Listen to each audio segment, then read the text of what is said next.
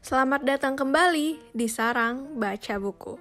Hari ini kita akan membacakan cerita yang berjudul Bulgaria, Kisah Petani yang Menjadi Raja, yang ditulis oleh Kim Song-eun dan diilustrasikan oleh Johnny Orban. Pada zaman dahulu, hiduplah dua kakak beradik di suatu desa di Bulgaria. Hubungan mereka yang erat terkenal di seantero desa. Suatu hari, ketika mereka sedang berbagi cerita, sang adik bertanya, "Kak, tanpa uang, bagaimana seseorang bisa hidup sukses? Tak dapat kubayangkan kesuksesan yang tanpa uang." Lantas, sang kakak menggelengkan kepalanya. "Bukan begitu. Kalau menjadi sukses, uang akan datang secara alami." Kemudian kakak beradik itu mulai merasa dirinya benar sendiri. Itu hanya omong kosong, tanpa uang tidak akan bisa sukses. Apa? Kalau tidak sukses, bagaimana bisa mengumpulkan uang? Mereka pun bertengkar tanpa bisa menyelesaikan hal itu. Pertengkaran itu berlanjut selama beberapa hari, dan keduanya pun kelelahan sendiri. Sang kakak berkata, "Ayo kita buktikan perkataan siapa yang benar, bukan dengan bertengkar seperti ini." Sang adik membenarkan perkataan saudaranya itu. Baiklah, akan kubuktikan perkataan kakaklah yang salah." Lalu, keduanya memulai perjalanan setelah mempersiapkan uang. Tak lama berjalan, mereka tiba di suatu desa.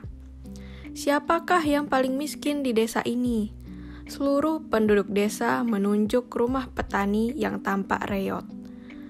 Keduanya berpikir mereka telah menemukan orang yang tepat. Maka, pergilah mereka menemui petani itu.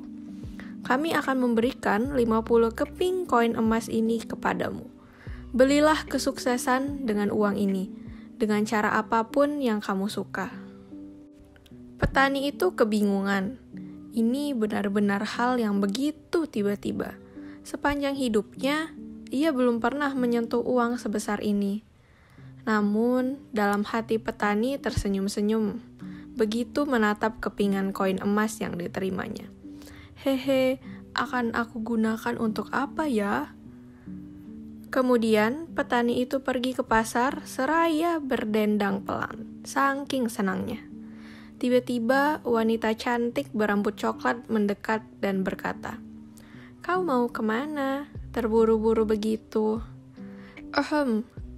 Aku sedang dalam perjalanan untuk membeli kesuksesan dengan 50 koin emas ini." Mendengar jawaban petani, wanita berambut coklat itu menggelengkan kepalanya.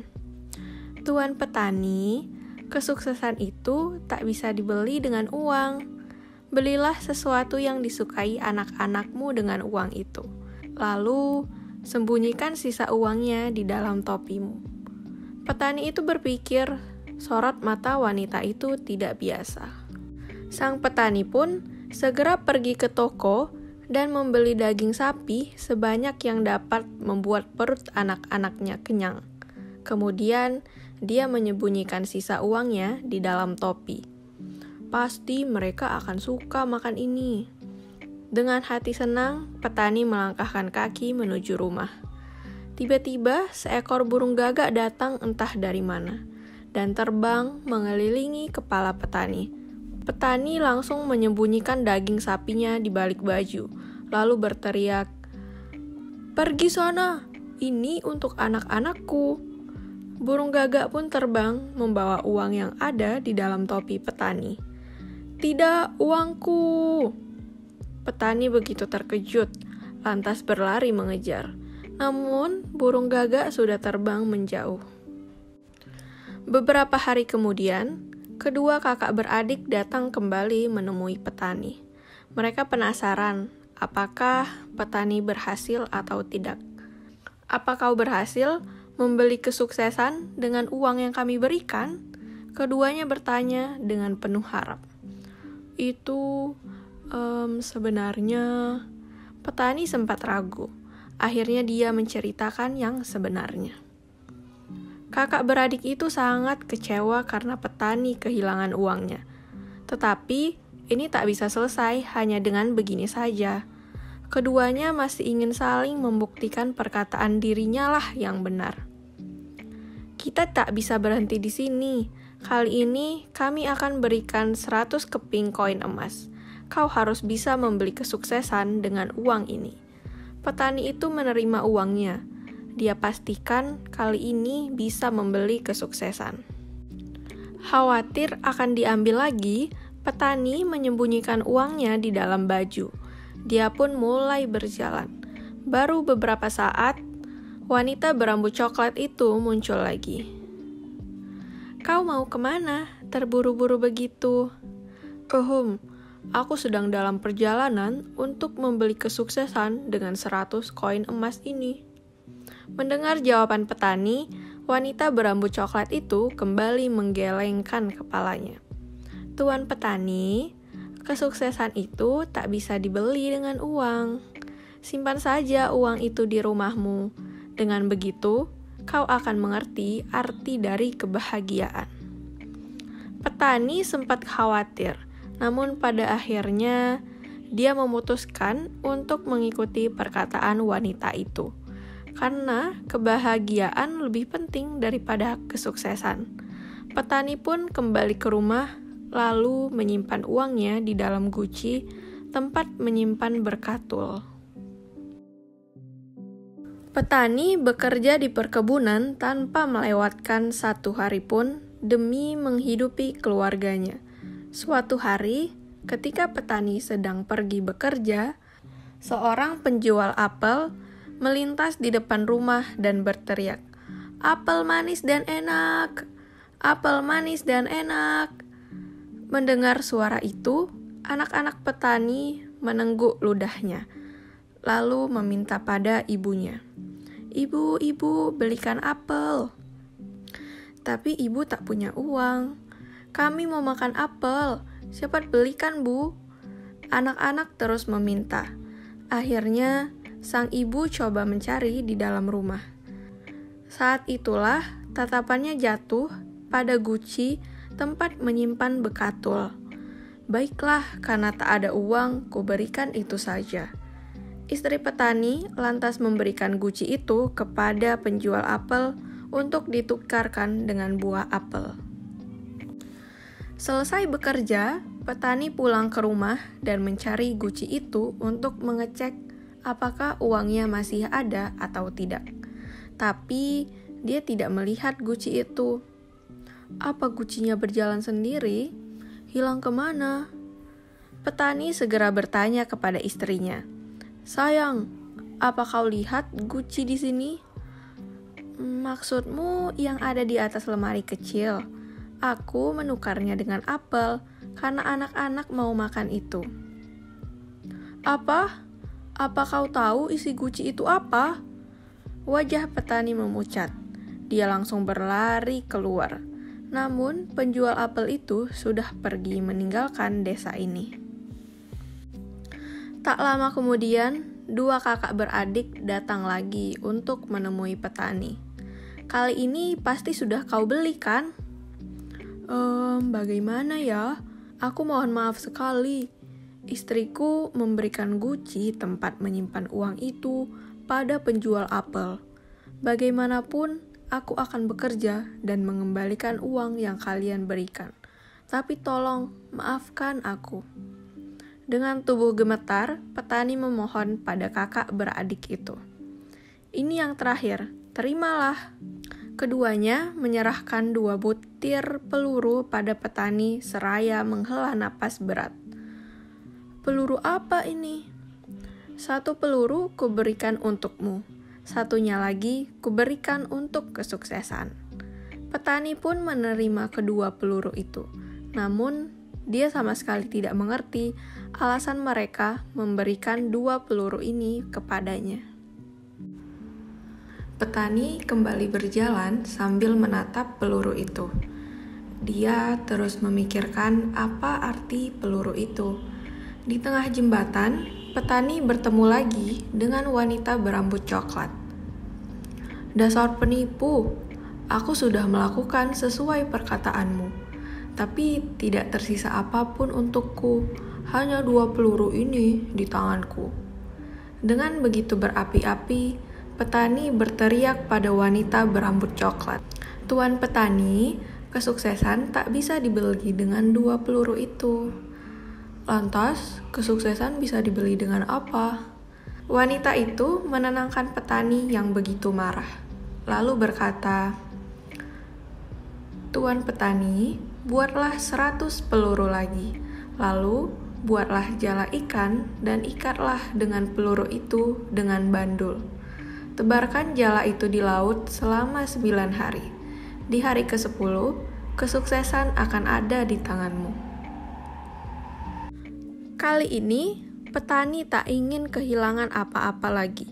Akhirnya, dia memutuskan untuk sekali lagi melaksanakan perkataan wanita berambut coklat. Untuk membuat jala ikan, petani bekerja keras setiap hari. Dia mengumpulkan uang dengan pergi menebang pohon di gunung, lalu membawa hasil kayunya yang begitu berat ke pasar untuk dijual. Sudah sejauh mana petani bekerja? Akhirnya, petani berhasil mengumpulkan uang yang cukup. Kemudian, dia membeli tali untuk membuat jaring dan timah untuk membuat peluru. Setiap hari, petani membuat jaring tersebut dengan rapi, serta membuat satu persatu peluru dengan melelehkan timah. Dengan begini, kesuksesan akan kudapatkan, pikirnya. Akhirnya, jaring dengan begitu banyak peluru tergantung pun selesai. Dengan jala seperti ini, pasti dapat menangkap ikan.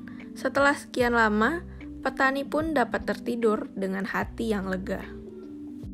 Paginya, petani pergi ke laut dengan hati berdebar dan menebarkan jalanya. Namun, tidak terlihat bayangan 1 ekor ikan pun sepanjang hari ini. Hari berikutnya dan hari berikutnya juga hasilnya tetap sama. Hari ke-9 berlalu, dan inilah hari ke-10. Aku tertipu lagi. Mau ditaruh di mana mukaku saat bertemu mereka? Hari mulai gelap. Petani mulai membereskan jala ikannya dan hendak kembali ke rumah. Namun, dia merasa ada yang berbeda hari ini. Jala ikannya jadi begitu berat. Petani segera menaikkan jala ikannya ke atas kapal. Ya ampun! Petani sangat terkejut sampai hampir terjatuh ke laut. Di jala itu tersangkut seekor ikan besar berwarna keemasan. Petani senang sekali, lantas dia segera pulang ke rumah. "Sayang, coba lihat apa yang kudapat." Istri petani keluar mendengar teriakan petani. Dia pun terkejut, hampir pingsan melihat ikan emas itu. Dilihat berapa kali pun, itu tetaplah seekor ikan emas yang berkilauan. Kita apakan ikan ini? Pertama, kita urus dulu ikan ini karena akan kujual ke pasar. Istri petani berusaha menenangkan hatinya dan segera mengangkat ikan itu dari kapal. Saat disembelih, muncul sebuah batu cantik dari dalam ikan itu. Batu itu bersinar terang sampai menyilaukan mata. "Inikah yang disebut batu permata seperti yang pernah kudengar?" Petani menatap permata itu dari berbagai sisi dengan takjub. Tiba-tiba terdengar bunyi plop hingga membuatnya kaget. Dari batu itu muncul sosok wanita berambut coklat. "Tuan petani, jangan takut. Ikuti saja perkataanku. Sekarang, kesuksesan bahkan berada di depanmu. Segera bawa batu permata ini ke hadapan raja." Petani tertegun, tak bisa berkata apa-apa. Petani sadar dari keterkejutannya, lalu pergi ke istana menemui raja. "Ada apa kau datang mencariku?" Petani mencari-cari batu permata itu dan berkata, "Saya ingin memberikan batu permata ini pada yang mulia. Mohon terimalah." batu permata apa ini? Sebelumnya, saya sempat mencari kesuksesan. Selama 9 hari, saya menebar jala di laut, namun tak mendapatkan apa-apa. Dan di hari ke-10, saya berhasil mendapatkan ikan emas. Saat sedang disembelih, muncullah batu permata ini dari dalam ikan. Sang raja tidak mengerti dan bertanya mengapa petani itu membawa batu permata pada dirinya. Batu ini merupakan hadiah dari Raja Laut. Bukankah wajar jika saya memberikannya pada Raja Daratan ini?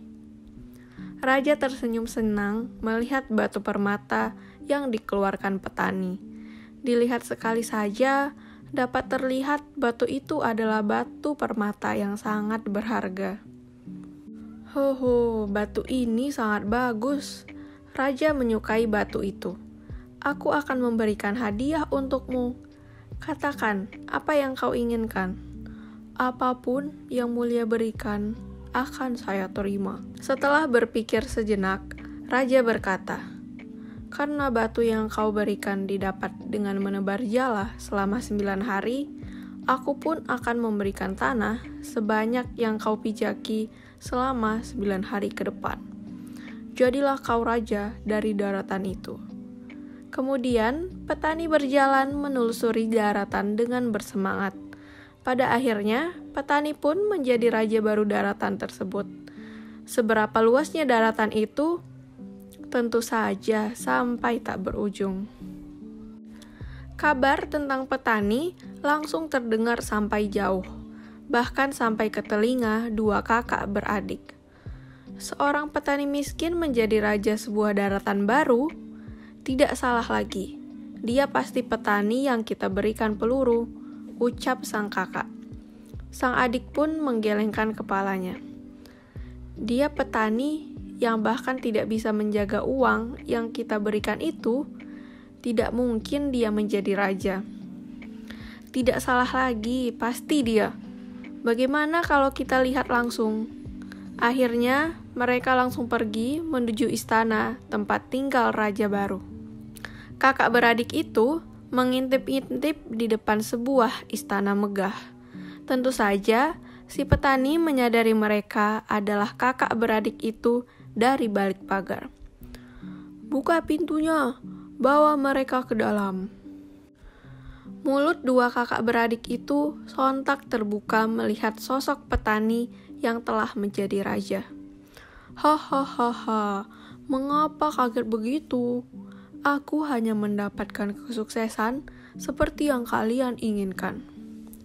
Dengan apa kau membeli kesuksesan hebat ini? Tanya sang kakak.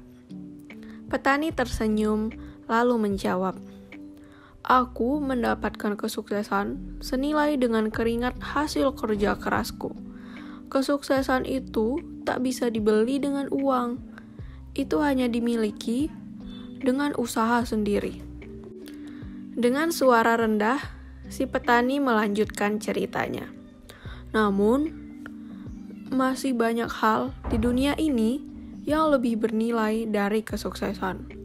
Sepertinya, kalian berdua sudah mempunyai hal itu. Keduanya saling menatap dan menganggukkan kepalanya. Yang lebih bernilai dari kesuksesan tak lain adalah yang ada di depan mata mereka. 2 kakak beradik pun kembali ke desanya dan menjadi 2 saudara akur seperti sebelumnya. Selesai sudah cerita Bulgaria, kisah petani yang menjadi raja. Jangan lupa subscribe dan nantikan cerita lainnya dari Sarang Baca Buku. Terima kasih.